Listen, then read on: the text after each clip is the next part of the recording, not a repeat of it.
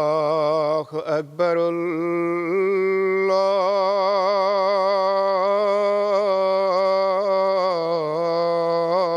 اللہ اکبر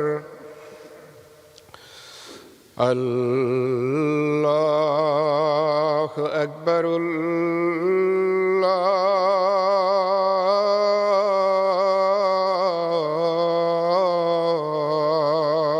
اکبر اشہد ان لا الہ الا اللہ اشہد ان لا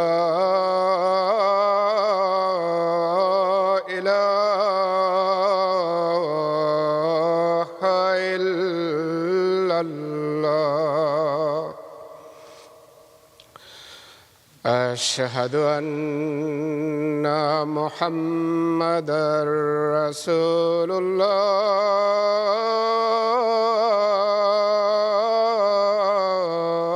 الله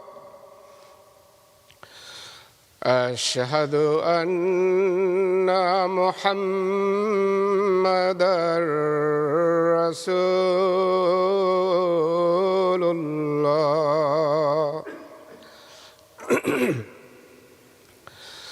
حي على الصلاة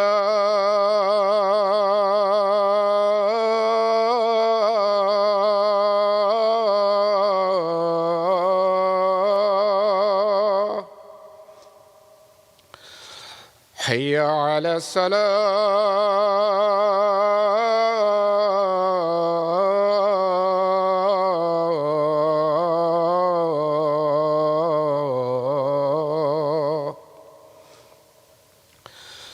حي على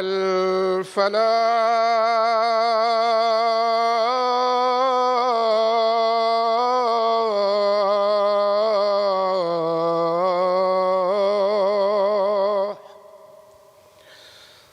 حي على الفلاح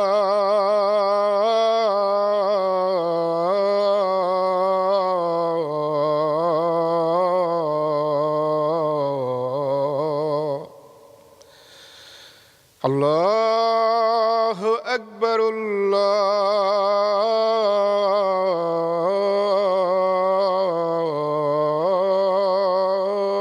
اللہ اکبر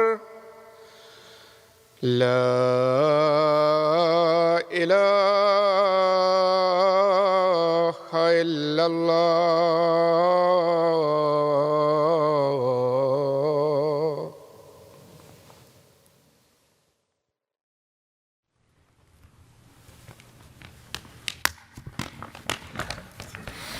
السلام علیکم ورحمۃ اللہ.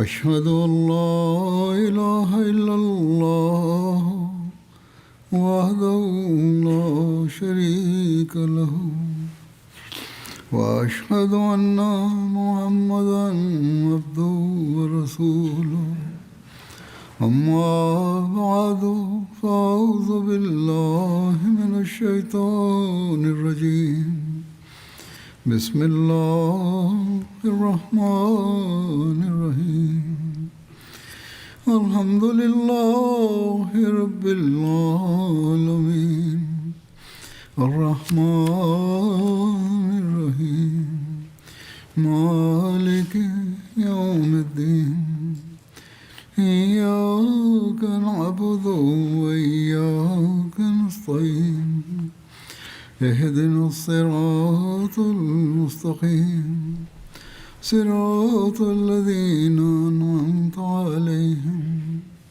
غير المغضوب عليهم ولا الضالين.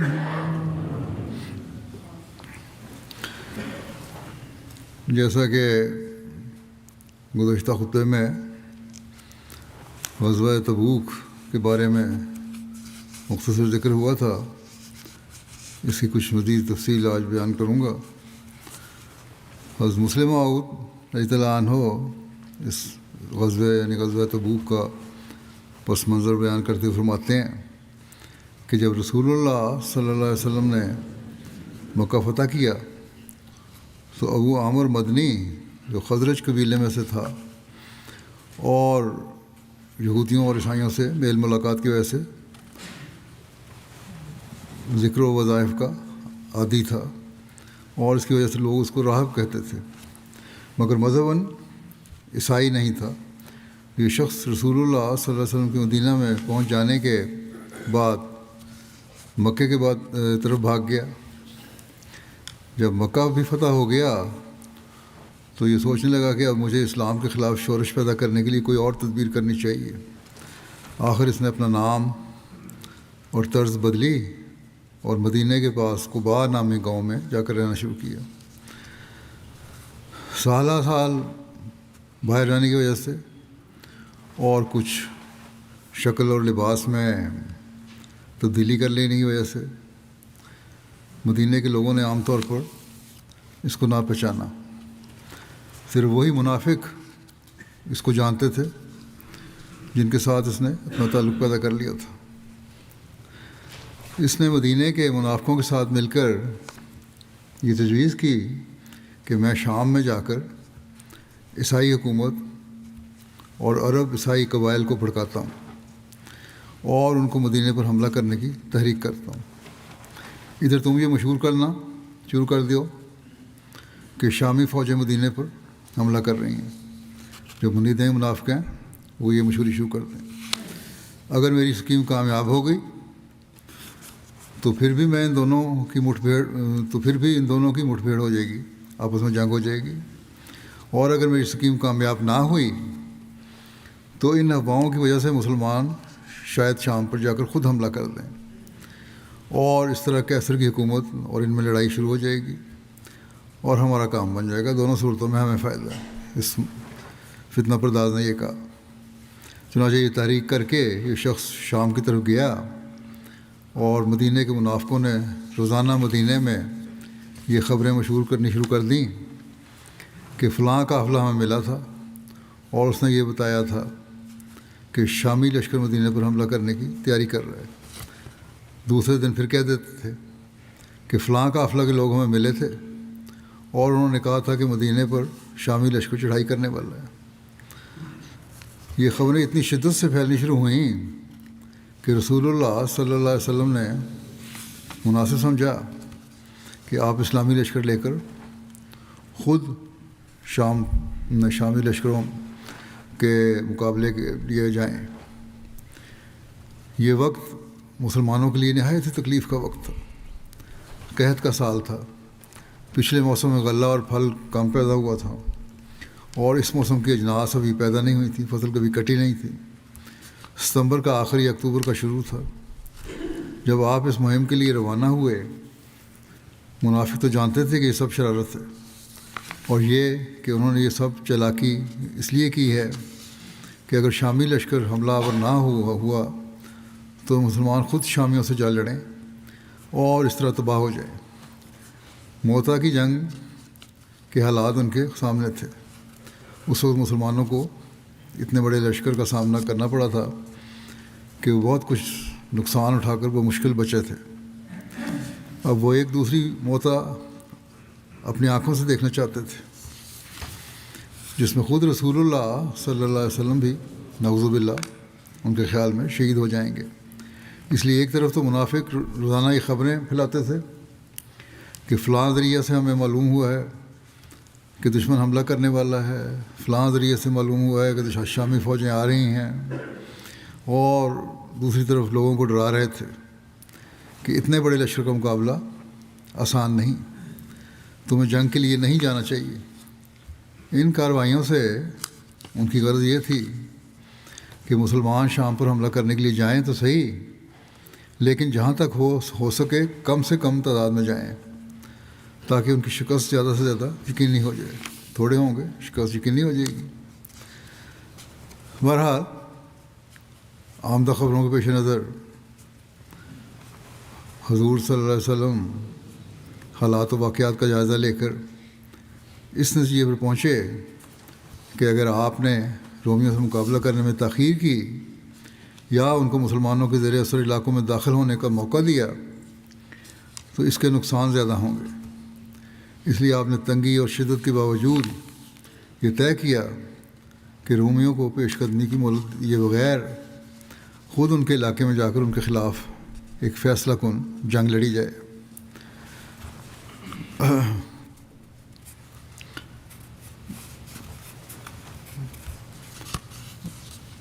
حضرت مسلم موعود نے اس کو ایک جگہ اور بیان اس طرح فرمایا ہے کہ رسول کریم صلی اللہ علیہ وسلم کو یہ افواہیں پہنچیں تو آپ نے حکم دیا کہ بجائے اس کے کہ رومی ہم پر چڑھائیں اور حملہ کر دیں، ہمیں چاہیے کہ سرحد پر ہی جا کر ان کو روکیں۔ آپ نے مسلمانوں کو تیاری کا حکم دیا۔ پہلا ایک حوالہ میں نے ایک تاریخی کتاب سے دیا تھا، یہ اتنا سا حصہ مسلم موعود کا ہے۔ بہرحال نبی کریم صلی اللہ علیہ وسلم عموماً جنگی مہمات کو قدر خفیہ رکھا کرتے تھے، لیکن خیبر کی مہم کے بعد تبوک کی مہم ایسی تھی کہ آپ صلی اللہ علیہ وسلم نے عام اعلان فرمایا اور راستے کی مشکلات اور دشمن کی کثرت کا پہلے سے بتاتے ہوئے تیاری کرنے کی تلقین فرمائی۔ یہ بخاری میں یہ روایت آتی ہے۔ ساتھ ہی آپ نے مکے اور دوسرے عرب قبائل میں آدمی بھیجے کہ وہ لوگ لشکر میں شریک ہوں۔ دوسری طرف آپ نے مخیر لوگوں کو تاکید فرمائی کہ وہ اللہ کی راہ میں اپنا مال خرچ کریں۔ رسول اللہ صلی اللہ علیہ وسلم نے مختلف قبائل کو شریک جنگ ہونے کا پیغام بھیجا اور ان کی طرف اپنے سفیر بھیجا، جیسا کہ ذکر ہوا ہے۔ چنانچہ حضرت بریدہ بن حسیب کو قبیلہ بنو اسلم کی طرف، حضرت ابو رحم غفاری کو اپنی قوم بنو غفار کی طرف، حضرت ابو واقد لیسی کو اپنی قوم بنو لیس کی طرف، حضرت ابو جاد زمری کو ان کی قوم کی طرف بھیجا، حضرت رافع بن مقیس کو جوہینہ کی طرف بھیجا۔ اسی طرح حضرت نعیم بن مسعود کو اشجع اور بدیل بن ورقا، عمر بن سالم اور بصر بن سفیان کو بنو کعب اور بنو عمر کی طرف بھیجا، اور اسی طرح عباس بن مرداس کو بنو سلیم کی طرف روانہ کیا۔ مدینہ میں اس وقت ایک سخت خوف اور راز کی فضا تھی، اور اس کی وجہ یہ تھی کہ طاقتور دشمن کس طرح کسی وقت ہی حملہ کر سکتا ہے۔ چنانچہ بخاری کی ایک روایت کے مطابق حضرت عمر بیان کرتے ہیں کہ ہم آپس میں باتیں کیا کرتے تھے کہ ایک غسانی بادشاہ نے ہمارے ساتھ جنگ کے لیے اپنے گھوڑوں کو نال بھی لگوا لیے ہیں اور تیاری کر لی ہے پوری۔ اور بخاری کی ایک روایت میں حضرت عمر کا بیان ہے کہ ہم ایک غسانی بادشاہ سے خوفزدہ تھے، ہمیں بتایا گیا کہ وہ ہم پر حملہ کرنے کی تیاری کر رہا ہے۔ اس فضا میں ہمارے سینے خوف سے بھر گئے تھے۔ بہرحال اس کے باوجود صحابہ کا تیاری اور مالی قربانی کا جو ایمان افروز مظاہرہ ہے وہ بھی دیکھنے میں آیا۔ اس کی تفصیل میں لکھا ہے کہ اس خوف و ہراس کے ساتھ ساتھ مدینے کو اس وقت سخت قحط سالی کا سامنا تھا اور فصلیں اور پھل پکنے کو تھے۔ اس قحط سالی میں لوگ اپنی فصلیں سمیٹنے کی فکر اور تیاری میں تھے کہ جہاد پر نکلنے کا اعلان ہو گیا۔ پھر شدید گرمی کا موسم اور سینکڑوں میل کا سفر، زیادہ راہ کی تنگی اس کے علاوہ تھی۔ ان سب مسائل کے ہوتے ہوئے حضرت صلی اللہ علیہ وسلم کی طرف سے جب جہاد پر جانے کا اعلان ہوا تو اخلاص و وفا کے پیکر جانثار اپنی تیار فصلوں اور پکے ہوئے پھلوں کو چھوڑ کر سفر کی تیاری کرنے لگے۔ گو کہ اتنے لمبے سفر کی تیاری ان مخلص لوگ لیکن غریب صحابہ کے لیے کوئی آسان کام نہیں تھا، اور حضرت صلی اللہ علیہ وسلم بھی مشکلات کی ان گھڑیوں سے بخوبی آگاہ تھے۔ چنانچہ آپ صلی اللہ علیہ وسلم نے مالی قربانی کی عام تحریک کرتے ہوئے عمراء کو اللہ کی راہ میں خرچ کرنے اور سواری مہیا کرنے کی تحریک کرتے ہوئے فرمایا، من جہازہ جیش الاسرت فلاح الجنہ، جو شخص جیش اسرت یعنی جنگ تبوک کو ساز و سامان سے لیس کرے گا اسے جنت ملے گی۔ اس موقع پر جو شخص سب سے پہلے مال لے کر آیا وہ حضرت ابوبکر صدیق رضی اللہ عنہ تھے۔ آپ اپنے گھر کا سارا مال لے آئے جو کہ 4000 درہم تھا۔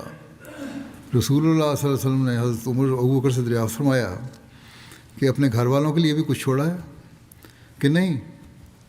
تو انہوں نے عرض کیا کہ گھر والوں کے لیے اللہ اور اس کا رسول چھوڑ آیا ہوں۔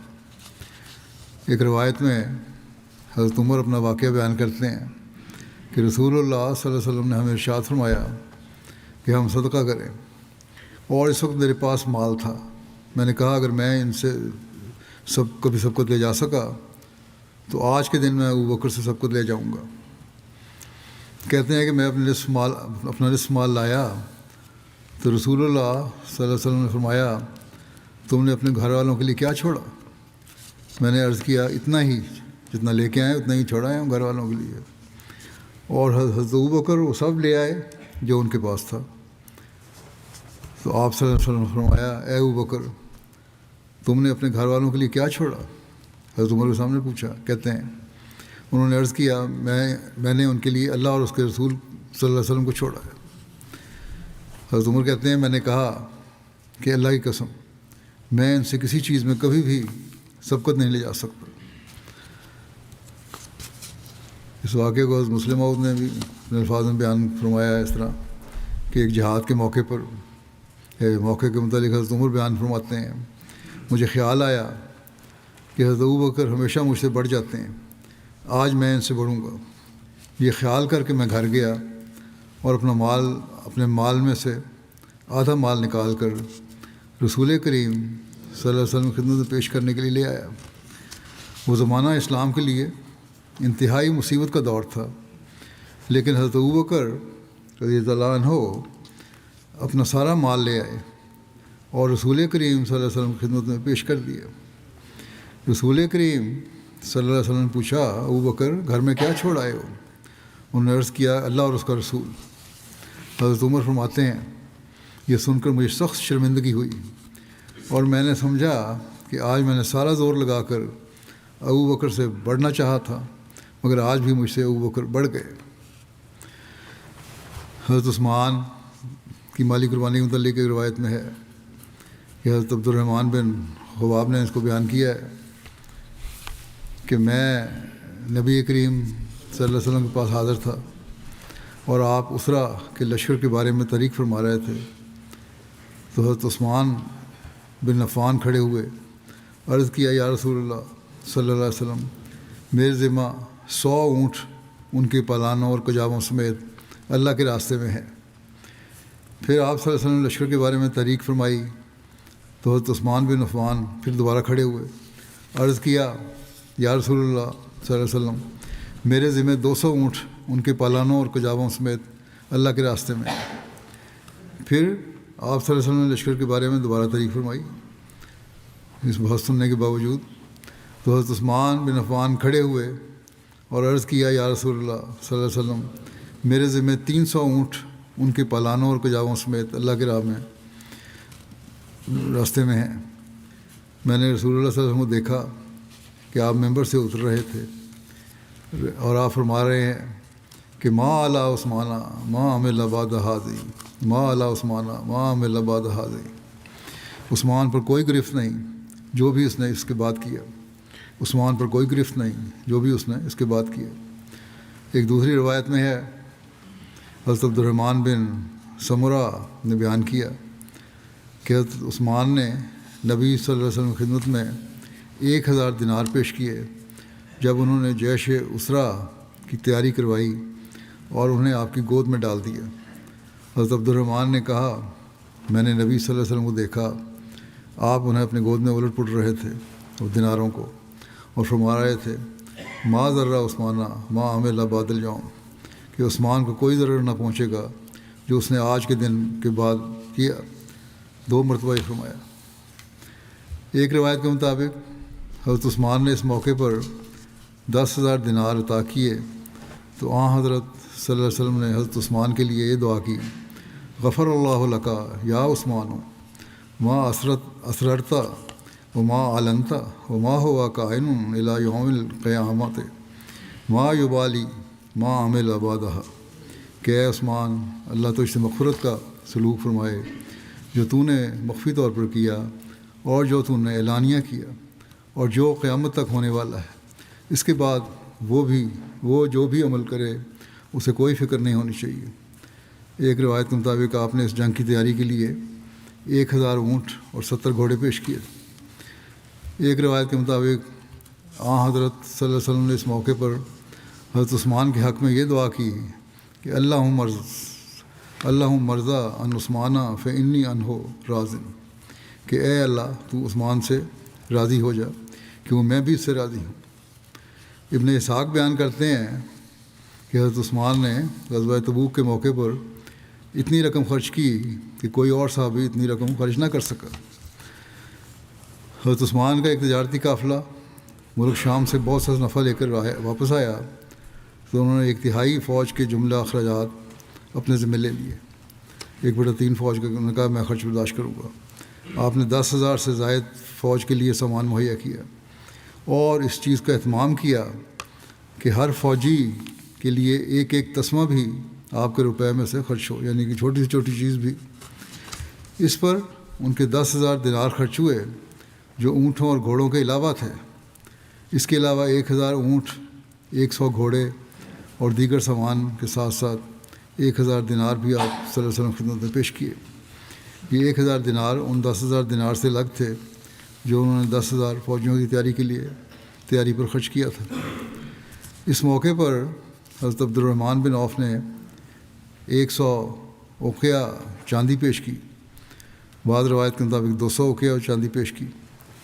یہ اوقیہ بھی ایک وزن ہے جو 10.5 تولے کے برابر ہوتا ہے، یعنی 1050 یا 2100 تولے تک چاندی، یا 1.25 کلو گرام یا 2.5 کلو گرام چاندی اگر آج کل کے زمانے میں دیکھیں تو۔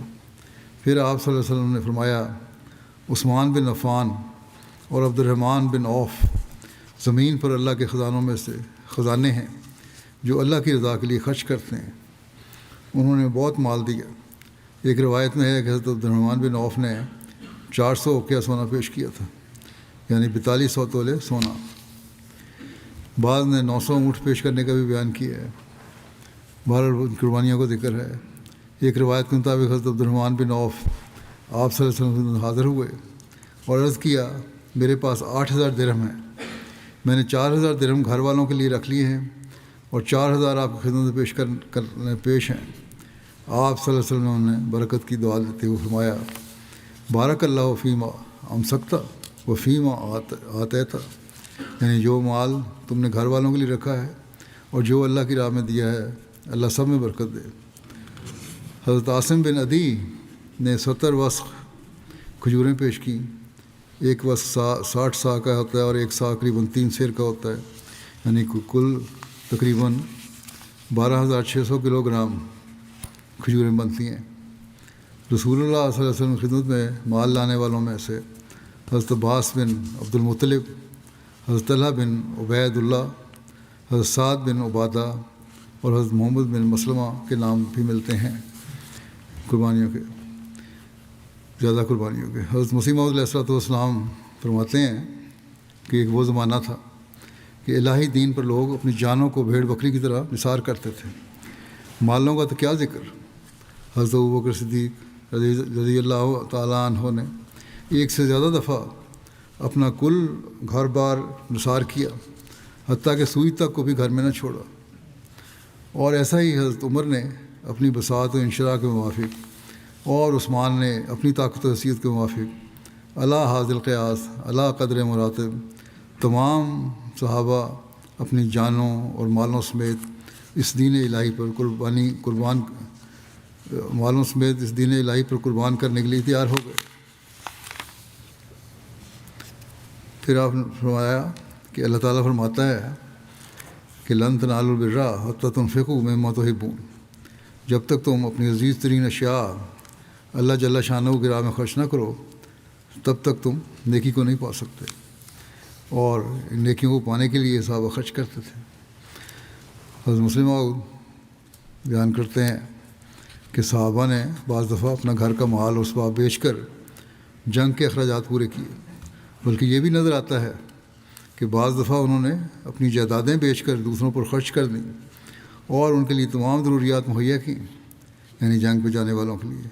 چنانچہ ایک دفعہ رسول اللہ صلی اللہ علیہ وسلم باہر تشریف لائے اور آپ نے فرمایا کہ فلاں سفر پر ہماری فوج جانے والی ہے، مگر مومنوں کے پاس کوئی چیز نہیں، کیا کوئی تم میں سے ہے جو ثواب حاصل کرے؟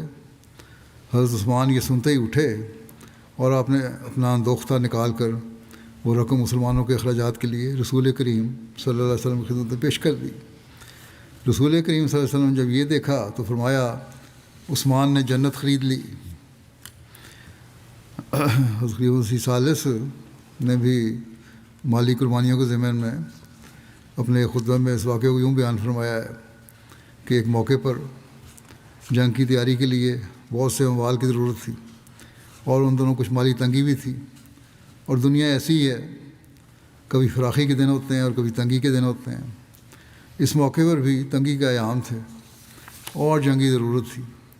نبی اکرم صلی اللہ علیہ وسلم نے صحابہ اکرام کے سامنے ضرورت حقہ کو رکھا اور مالی قربانی پیش کرنے کی انہیں تلقین کی، جس کا نتیجہ یہ ہوا کہ حضرت ابوبکر صدیق رضی اللہ عنہ تو اپنا سارا مال لے کر آ گئے، حضرت عمر اپنا نصف مال لے کر آ گئے، حضرت عثمان نے عرض کیا کہ میری یہ پیشکش قبول کر لی جائے کہ میں 10,000 صحابہ کا پورا خرچ برداشت کروں گا، اور اس کے علاوہ آپ نے 1,000 اونٹ اور 70 گھوڑے دیے۔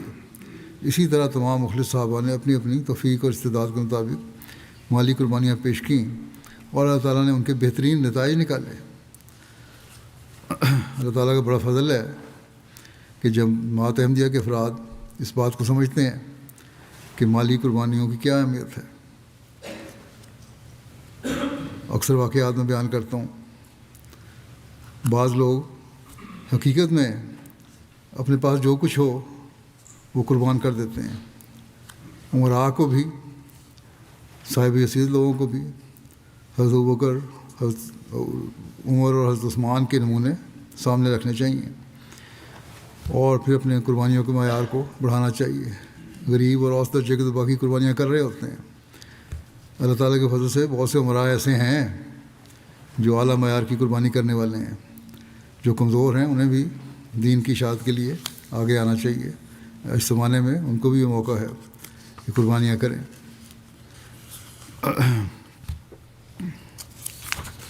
صحابہ نے جیسا تک ممکن تھا کچھ نہ کچھ پیش کیا اور غریب اور مجبور سپاہیوں کے لیے سواریاں اور تلواریں اور دیگر آلات حرب مہیا کیے۔ بعض غریب صحابہ یا صحابیات جب ایک ایک دو دو مد غلہ پیش کرتے تو ان کے دل بھر جاتے کہ کاش ان کے پاس زیادہ ہوتا تو اسے بھی پیش کر دیتے، مگر منافق ان پر ہنستے اور کہتے کہ یہ لوگ ان مٹھی بھر دانوں سے کیسر کو شکست دے دیں گے۔ مد تو چھوٹا سی ایک پیمانہ ہے، مٹھیوں کے برابر۔ منافقین کے اس طنز کے بارے میں اللہ تعالیٰ فرماتا ہے کہ الذین یلمزون المطوعین من المؤمنین فی الصدقات والذین لا یجدون الا جہدہم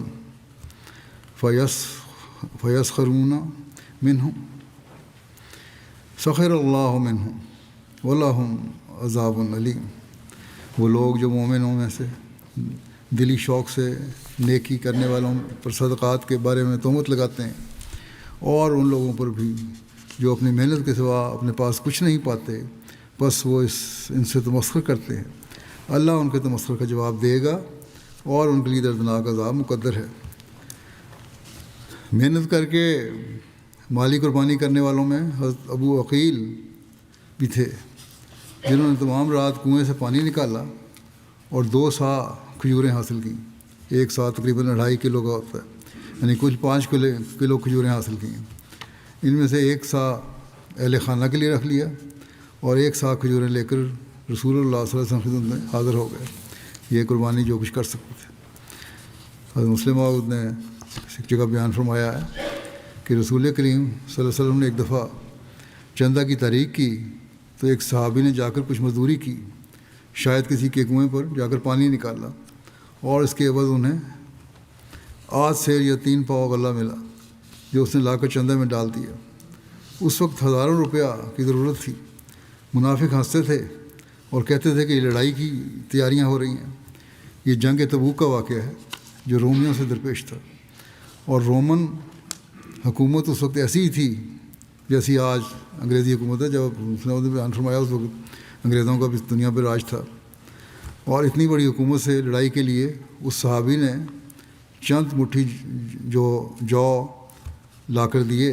منافق اس پر ہنستے تھے، لیکن رسول کریم صلی اللہ علیہ وسلم کو جب اس کا علم ہوا تو آپ نے فرمایا کہ ان کو کیا علم ہے کہ خدا کی نظر میں اس جو کی کیا قیمت ہے. یعنی جو تھے، یہی جو تھے جن سے مسلمانوں کو فتح حاصل ہوئی اور رومیوں کو شکست ہو گئی. اور نہ صرف رومیوں کو بلکہ ایرانیوں کو بھی جن کی حکومت بھی رومی حکومت کے مقابل کی تھی، مسلمانوں نے شکست دی. ایک صحابی کا ایک عجیب واقعہ بھی کا ذکر ہے، جیسا کہ بیان ہوا ہے کہ اس جنگ میں تیاری کے لیے مخلص صحابہ کسی نہ کسی رنگ میں سفر کی تیاری اور مالی قربانی کی اس تحریک میں شامل ہونے کے لیے اپنی سی کوششوں میں مصروف تھے. مالدار صحابہ نہ مال دولت پیش کر رہے تھے، غریب و نادار صحابہ محنت مزدوری کر کے جو بھی معمولی سی اجرت ملتی تھی وہی پیش کر رہے تھے. ان حالات میں ایک صحابی حضرت علوہ بن زید کا ذکر ملتا ہے کہ انہوں نے اللہ تعالیٰ کی رضا حاصل کرنے کے لیے ایک ایسا معصومانہ انداز اپنایا جو دوسروں سب لوگوں سے مختلف اور انوکھا تھا. وہ بھی نادار اور مفلس تھے، پیش کرنے کو پاس کچھ بھی نہیں تھا، اور نہ ہی اتنی طاقت تھی کہ وہ جہاد میں شریک ہو سکتے. چنانچہ ایک رات نماز کے لیے کھڑے ہوئے اور گریہ ازاری کرتے ہوئے عرض کی کہ اے اللہ، تو نے جہاد کرنے کا حکم دیا ہے اور اس کی ترغیب دی ہے، لیکن میرے پاس کچھ بھی نہیں ہے، اور تیرے رسول صلی اللہ علیہ وسلم کے پاس بھی اتنا ساز و سامان نہیں کہ جو وہ مجھے عطا کر سکیں اور میں جا کے لڑوں، اور تیرے نبی نے مالی قربانی کی تحریک فرمائی ہے، میں اس میں شامل بھی نہیں ہو سکتا. البتہ میں اپنی جان، مال اور عزت پر ہونے والے ہر ظلم و زیادتی کو معاف کر کے وہی مسلمانوں پر صدقہ کرتا ہوں. جب صبح ہوئی تو یہ دیگر صحابہ کے ساتھ نبی کریم صلی اللہ علیہ وسلم خدمت میں حاضر ہوئے. آپ صلی اللہ علیہ وسلم نے دریافت فرمایا کہ آج رات اپنی عزت کا صدقہ کرنے والا کہاں ہے؟ کوئی کھڑا نہیں ہوا. آپ نے پھر فرمایا لیکن کوئی کھڑا نہیں ہوا. بالآخر حضرت علوہ کھڑے ہوئے اور آپ کو ساری بات بتائی. آپ صلی اللہ علیہ وسلم نے فرمایا ابشر فوالذی نفسی بیدہ لقد کتبت فی الزکوٰۃ المتقبلہ، خوش ہو جاؤ، مجھے اس ذات کی قسم ہے جس کے ہاتھ میں میری جان ہے، تم ان لوگوں میں لکھ دیے گئے ہو جن کا صدقہ قبول کیا گیا ہے. کیا خوبصورت اور انوکھا اخلاص اور قربانی کا جذبہ ہے. اور اللہ تعالیٰ جو دلوں کا حال جانتا ہے اور اس کو سب حالات کا علم ہے، اس نے بھی ان کا یہ جذبہ قبول کیا اور اس کی اطلاع بھی رسول اللہ صلی اللہ علیہ وسلم کو دی. عورتیں بھی اس موقع پر پیچھے نہیں رہیں. انہوں نے اس جنگ کی تیاری کے لیے اپنے زیورات پیش کر دیے. چنانچہ حضرت ام سنان اسلمیہ بیان کرتی ہیں میں نے حضرت عائشہ کے گھر میں رسول اللہ صلی اللہ علیہ وسلم کے سامنے ایک کپڑا بچھا ہوا دیکھا جس میں خوشبو، بازو بند، کنگن، کانٹے، انگوٹھیاں اور پازیبیں بھی تھیں. یہ سب عورتوں نے مسلمانوں کے جہاد کی تیاری کے لیے دی تھیں. بہرحال ایک طرف تو مخلصین اور مومنین کا حال یہ تھا، اور دوسری طرف اس موقع پر منافقین نے بھی اپنا پورا زور لگایا تھا. اور ایک پہلو سے منافقین کی طرف سے یہ آخری چال اور سازش تھی، اور منافقین کو اپنی کامیابی پر پورا یقین تھا. وہ اس یقین پر قائم تھے کہ مسلمان شام کی طرف اس لمبے سفر پر روانہ ہو کر ہی رہیں گے، اور وہ اس شیطانی یقین پر بھی قائم تھے کہ نعوذ باللہ حضرت صلی اللہ علیہ وسلم مدینہ نہیں آ سکیں گے۔ اس لیے اب ان کی پوری کوشش تھی کہ مسلمان کم سے کم آپ صلی اللہ علیہ وسلم کے ساتھ نکلیں، اور ان کی سوچ کے مطابق مسلمانوں کی تعداد جتنی کم ہو جائے گی یہاں لشکر میں، اتنا ہی چھوٹا لشکر ہوگا، اور اس لشکر کی شکست اور موت یقینی ہوگی۔ اس لیے انہوں نے موجودہ حالات کی تنگی اور سفر کی تکلیفوں اور مشکلات کو بڑھا چڑھا کر پیش کرنا شروع کر دیا۔ وہ مسلمانوں کو خوفزدہ کرنے لگے، مختلف بہانوں سے انہیں ورگلاتے رہے کہ وہ شامل نہ ہوں، جیسے یہ کہ اتنی شدید گرمی ہے، سفر بہت لمبا ہے، ذرائع سفر بہت محدود ہیں، مدینہ کی آبادی کا اکثریت حصہ چونکہ زراعت پیشہ تھا، ان کی فصلیں تیار تھیں اور یہ فصلیں قحط کے زمانے میں تیار ہو رہی تھیں۔ پھر وہ مدینہ میں جگہ جگہ مسلمانوں سے یہ باتیں کرتے کہ تم لوگوں کو پتہ نہیں کہ اب جس فوج سے سامنا ہوگا وہ کتنی سخت اور جنگجو ہے، ان کے ساتھ جنگ کوئی آسان کام نہیں ہے۔ ہم تو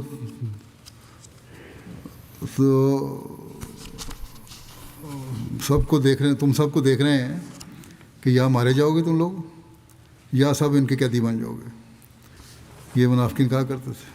ہر چند کے منافقین کے اس پروپیگنڈے کا اعلیٰ درجے کے اور مخلص مومنین پر کوئی اثر نہیں ہوا، لیکن بعض کمزور ایمانوں والوں کے دل اتنے خوفزدہ ہوئے کہ وہ جنگ پر نہ جانے کے لیے مختلف بہانے اور عذر پیش کرنے لگے۔ وہ کہ ایسے عذر کرنے والوں میں سے اکثریت منافقین کی ہی تھی۔ قرآن کریم نے منافقین کے اس پروپیگنڈے اور بہانوں کے ساتھ پیچھے رہنے کا ذکر اس طرح کیا ہے کہ فرح المخلفون بمقعدہم خلاف رسول اللہ وکرہوا ان یجاہدوا باموالہم وانفسہم فی سبیل اللہ وقالوا لا تنفروا فی الحر قل نار جہنم اشد حرا لو کانوا یفقہون فلیضحکوا قلیلا ولیبکوا کثیرا جزاء بما کانوا یکسبون۔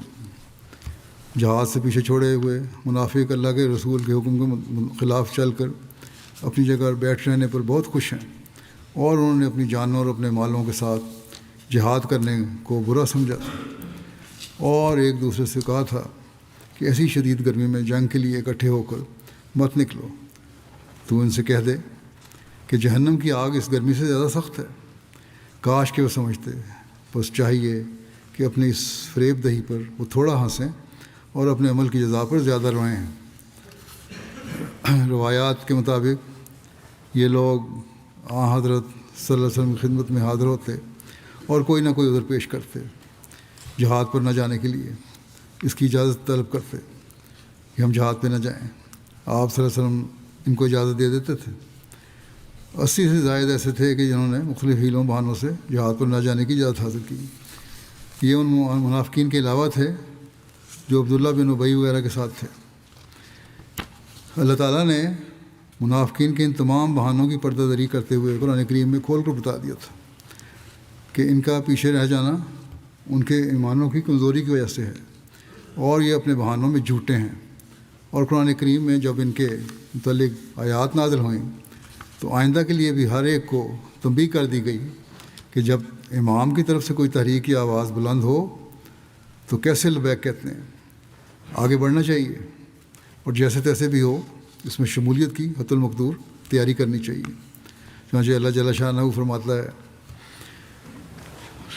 لو کان عرضا قریبا وسفرا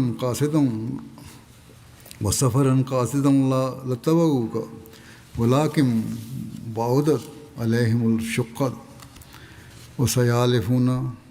وسیحلفون باللہ لو استطعنا لخرجنا معکم یہلکون انفسہم واللہ یعلم انہم لکاذبون عفی اللہ عنک لما اذنت لہم حتی یتبین لک الذین صدقوا وتعلم الکاذبین لا یستأذنک الذین یؤمنون باللہ والیوم الآخر ان یجاہدوا باموالہم وانفسہم واللہ علیم بالمتقین انما یستأذنک الذین لا یؤمنون باللہ والیوم الآخر وارتابت قلوبہم فہم فی ریبہم یترددون ولو ارادوا الخروج لأعدوا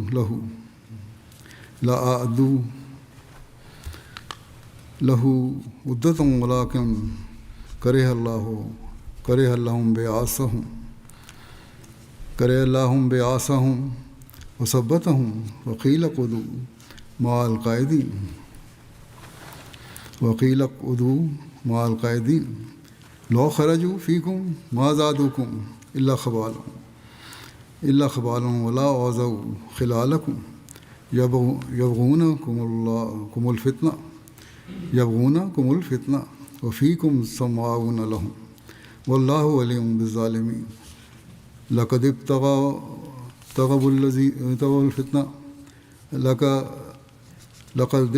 الفتنة من قبل وقلبوا لك الأمور حتى جاء الحق وظهر أمر الله وهم كارهون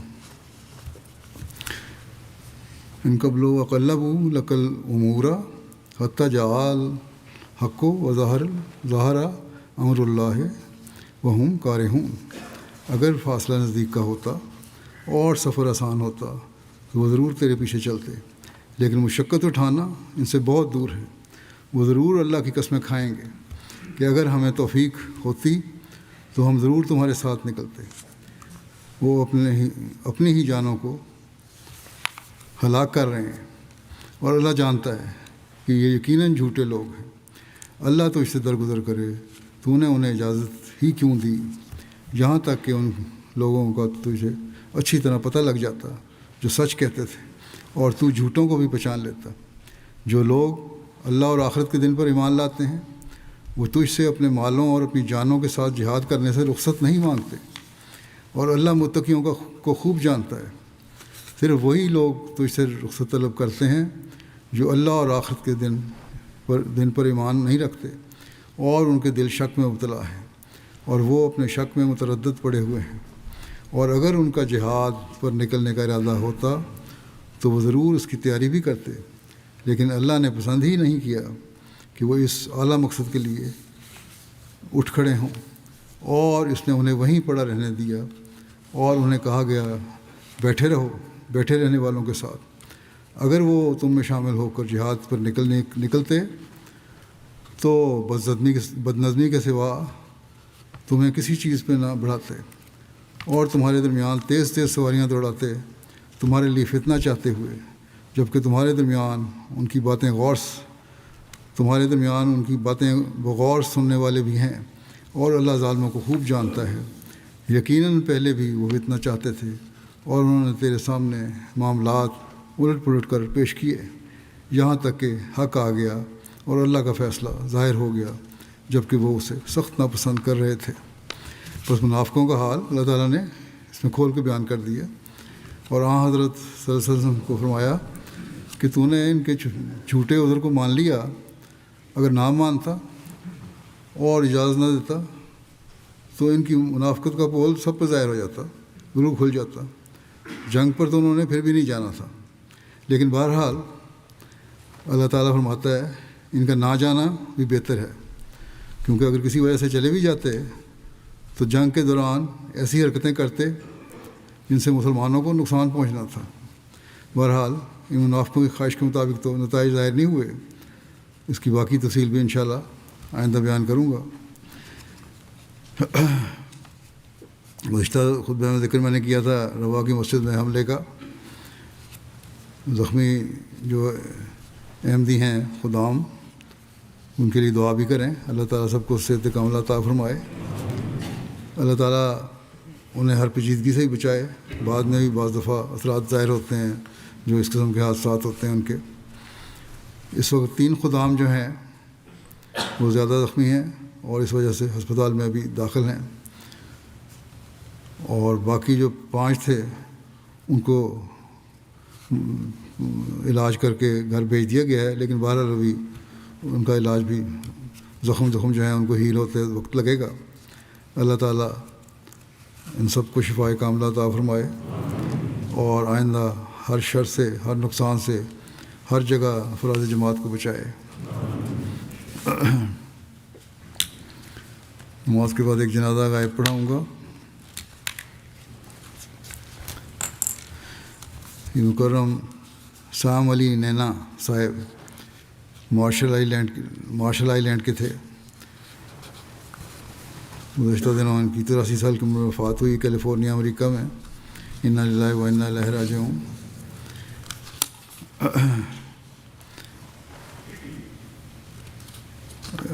اسلام سے پہلی بار تعارف ان کا حافظ جبرائیل سعید صاحب جو ہمارے مربی سلسلہ تھے ان کی تبلیغ کے نتیجے میں ہوا 1980 کی دہائی میں.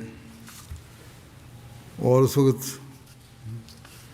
اسلام انہوں نے قبول کر لیا، احمدیت قبول کر لی. بڑی مخالفت ہوئی لیکن بڑی استقامت کے ساتھ اپنے ایمان پر ڈٹے رہے.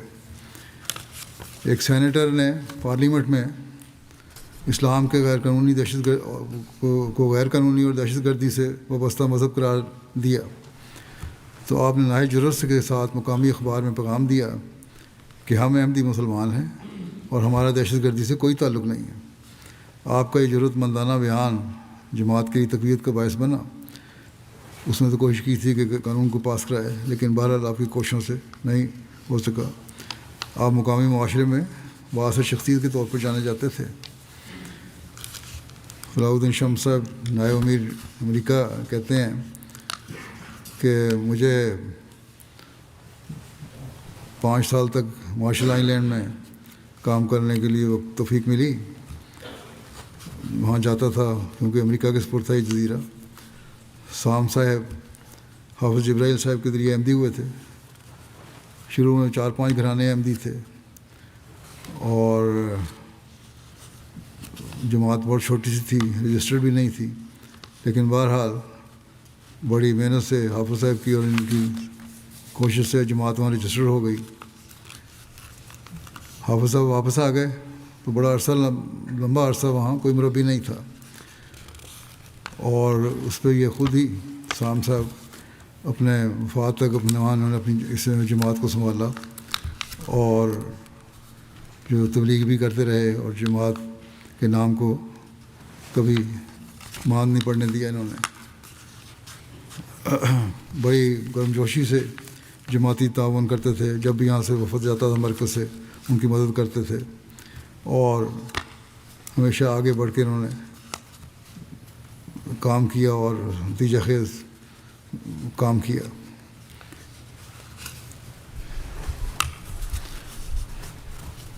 مارشل آئی لینڈ میں قائم کرنے میں اول مقام رکھتے ہیں. زیادہ تر نوآبائین آپ کی کوشش نتیجے میں احمدی مسلمان ہوئے تھے. آپ صدر جماعت بھی رہے مارشل آئی لینڈ کے. پھر یہ کہتے ہیں شمس صاحب کے کوسرائے میں مشن قائم کرنے گیا تو وہاں بھی سام صاحب نے مدد کی. ان کے کچھ دوست تھے وہ شامل ہوئے اور وہاں اللہ کے فضل سے مشن ہاؤس خریدا گیا اور بنائی گئی، عمارت بنائی گئی وہاں کریباتی میں. اسی طرح ان کے ذریعے سے مشن قائم کرنے میں مدد ہوئی. پھر ایک اور جگہ بھی ان کے ذریعے سے مشن قائم کرنے میں مدد ہوئی. کہتے ہیں میں نے سام صاحب سے پوچھا کہ آپ کی کیا وجہ ہے کہ آپ کی کون سی نیکی ہے آپ کی جس کی وجہ سے آپ کو 3 جزیروں میں جماعت کے قیام اور مرکزی کردار ادا کرنے میں توفیق ملی ہے. تو انہوں نے بڑی عاجزی سے کہا کہ سب اللہ تعالیٰ کے احسان ہے، میرا تو کوئی کمال نہیں ہے. قاسم چودھری صاحب مربی سلسلہ مارشل آئی لینڈ کہتے ہیں رکاوٹوں کے باوجود اپنے ایمان پر قائم رہے، اپنی اہلیہ کے ساتھ مل کر قربانیاں کیں اور ان کی اہلیہ کی قربانی سے ایک زمین وقف ہوئی. انہوں نے اپنی اہلیہ نے اپنی قطع زمین دیا جس پر آج جزائر مارشل آئی لینڈ میں پہلی مسجد بھی قائم ہے. ان کا اپنے الفاظ میں قبول اسلام کا واقعہ اس طرح ہے. کہتے ہیں کہ 1987 میں میں اور میری بیوی نیری لانگ آئی لینڈ،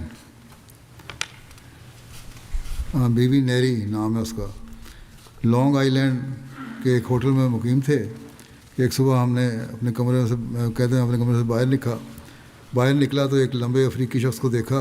میں نے سلام کیا، انہوں نے سلام کیا اور تعارف ہوا تو پتہ لگا وہ حافظ جبرائیل سعید صاحب ہیں، پہلے مبلغ تھے مائکرونیشیا کے. بہرحال ملاقاتیں ہوتی رہیں، تعلقات بڑھتے رہے. انہوں نے اسلام کی تبلیغ کی انہیں اور بائبل کی آیات دکھائیں جبرائیل صاحب نے، اور یہ بتایا کہ حضرت عیسیٰ علیہ السلام کے بعد ایک نبی کے آنے کی بشارت دی گئی ہے بائبل میں.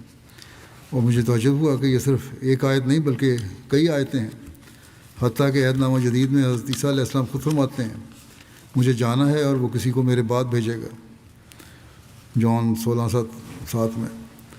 یہ وہ حقائق تھے کہتے ہیں جو میں نے پہلے کبھی نہیں سنے تھے، اور حافظ صاحب نے مجھے نہایت وضاحت سے بتایا، ہر بات بائبل سے بتاتے تھے. اور آخر اللہ تعالیٰ نے مجھے ہدایت دی اور حقائق کو دیکھا، میرا دل اسلام کی طرف مائل ہو گیا اور میں نے اسلام قبول کر لیا. اب کہتے ہیں اسی دوران میں جب قبول کر لیا لوگوں کو پتہ لگا تو سرکاری افسران نے کہا کہ ہم اسلام کو کبھی مارشل آئی لینڈ میں پھیلنے نہیں دیں گے.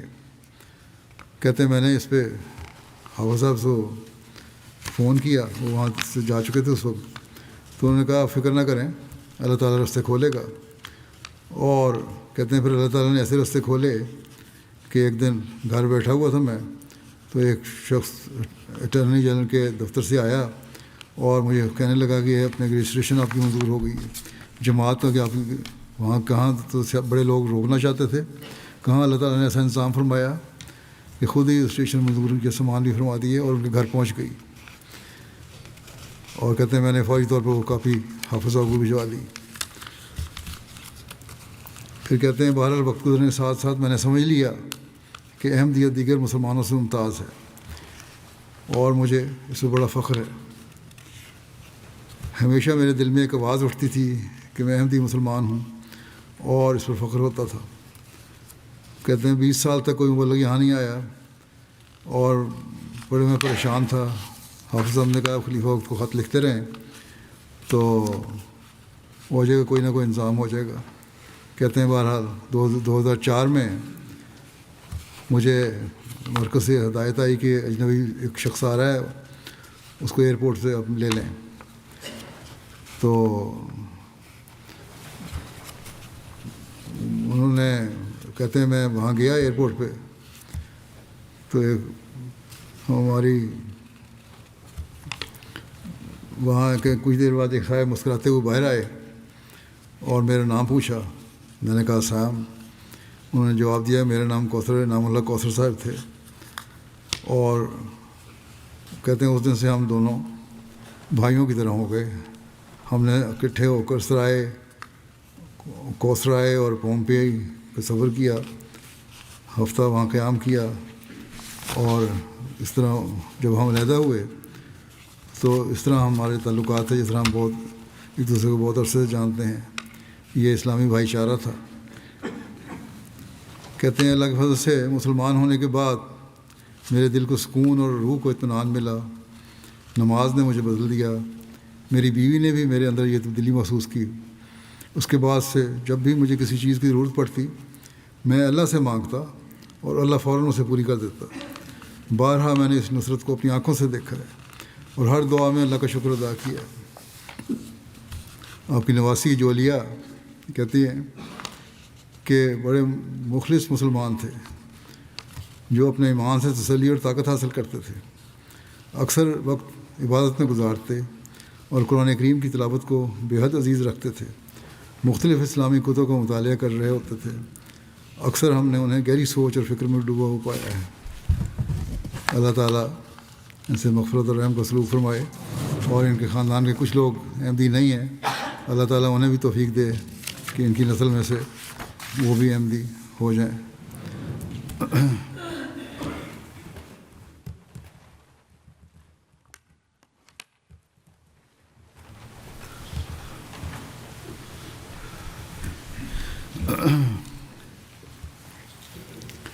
الحمد للہ ونستعينه ونستغفره ونؤمن به ونتوكل عليه ونعوذ بالله من شرور أنفسنا ومن سيئات أعمالنا من يهده الله فلا مضل له ومن يضلل فلا هادي له ونشهد أن لا إله إلا الله ونشهد أن محمدا عبده ورسوله عباد الله رحمكم الله إن الله يأمر بالعدل والإحسان وإيتاء ذي القربى وينهى عن الفحشاء والمنكر والبغي يعظكم لعلكم تذكرون اذكروا الله يذكركم وادعوه يستجب لكم ولذكر الله أكبر